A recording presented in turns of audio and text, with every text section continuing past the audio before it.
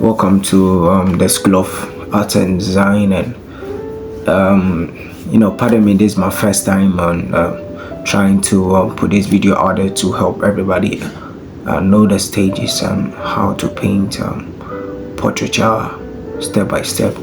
So I would like you guys to give me a like, give me a share, and then subscribe to this channel so that we can move on quickly.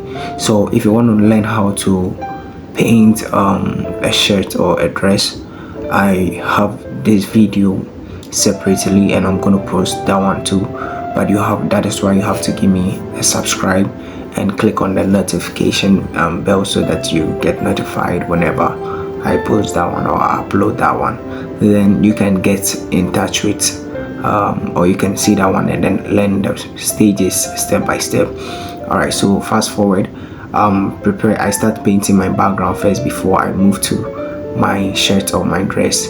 Then after doing all the details and everything, I move straight to my figure itself. So this is how the shirt look like after drawing and then painting it. So I need you to follow, and in this same work I'm going to show you people 3 things, which is how to paint the figure, how to paint the dress, and then how to even do the detailing. So you have to subscribe to get all the updates of these works.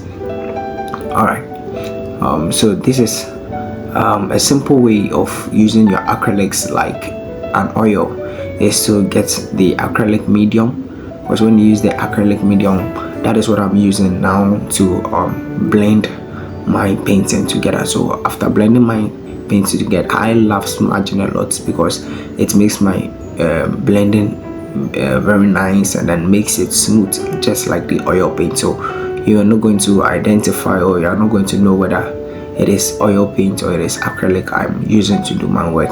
It gives it that feeling. The glossiness also comes in very well, and it's very good. So before I do my detailing, I make sure I paint my figure very well. I get a form. You have to pay attention to your light and darkness, and then that is the contrast. Then you work with it. With that, it will be so simple for you to go in when you are doing your detailing. So with this one, I'm still trying to blend and then get my tones there nicely.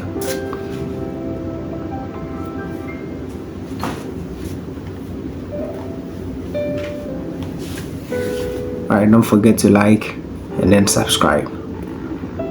So let's get ready to start doing something. So here I'm introducing my third tone. I build my tones in stages. I go the first layer, the second layer, third.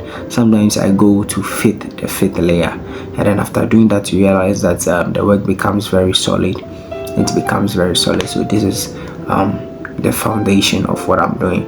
After painting it, then I introduce my detailing. Some people will choose to just paint it like this, go into the figure, and then they are good to go. As long as the resemblance is there, that's not bad. But and this one was my first time also painting hyper realism, and it was great. I can't wait to start teaching you how to do the skin detailing. So this is my color palette. That's my color palette, and burnt amber, burnt sienna. Then I have my yellow orange. I have my ultramarine blue. Then sometimes in a kind of yellow that I use. Then my titanium white. So this is my burnt amber. That is burnt amber. Then I mix it with my titanium blue. Then I start with my first layer of the skin detail. But if you want a full video on the skin detailing, how I did everything step by step, I'll upload that one. So you give me a follow, then you're gonna get that one. All right, so when you look at the neck, you can see that I've done my painting from the forms or the tonal structures. You can see it there nicely. So this is the first layer of the skin detailing.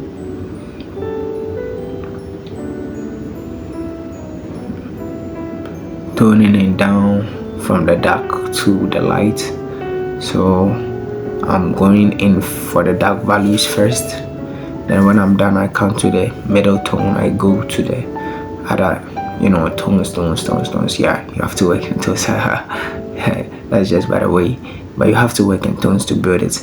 But whilst you're doing that, you shouldn't forget about the form. The form is very important. When you lose the form, even though the work become very detailed, but then it will be flat. And flatness is what we don't deal with in painting a portraiture. So from this far, even though the work is not done, but then you can see that there is an effort being done in the work. So I think this one was somewhere, I think my fourth tone before introducing my detailing, and the details too you have to go over and over. So detailing work isn't easy. I use apparently I think I used 2 weeks in doing this work, 2 weeks doing this work. Yeah.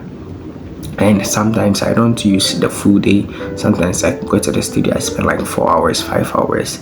So imagine if I'm spending more times with the work, then probably it's gonna be like a week or some few days, then I'll be done with it.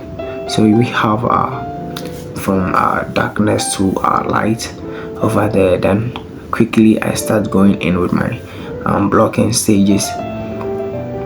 I block the whole figure to see if I can get my resemblance, and then I have to also bring my canvas out to teach some people out there who got interested in the painting process.